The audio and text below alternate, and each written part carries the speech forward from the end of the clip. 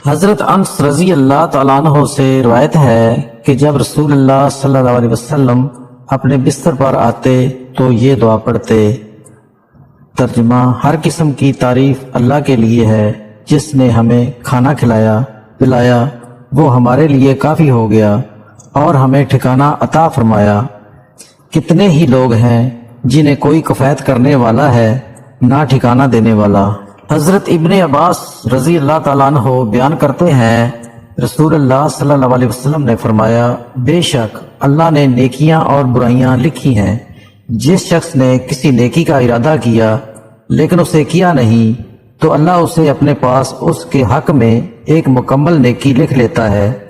اگر وہ اس کا ارادہ کرے اور اسے کر بھی لے تو اللہ اسے اپنے پاس اس کے حق میں 10 گنا سے 7 گنا اور اس سے بھی بڑھا کر لکھ لیتا ہے۔ اور جو شخص برائی کرنے کا ارادہ کرے لیکن اسے کرے نہیں تو اللہ اسے اپنے پاس اس کے حق میں ایک کامل نیکی لکھ لیتا ہے۔ لیکن اگر وہ اس برائی کا ارادہ کرے اور اسے کر گزرے تو اللہ اسے اس کے حق میں ایک ہی برائی لکھتا ہے۔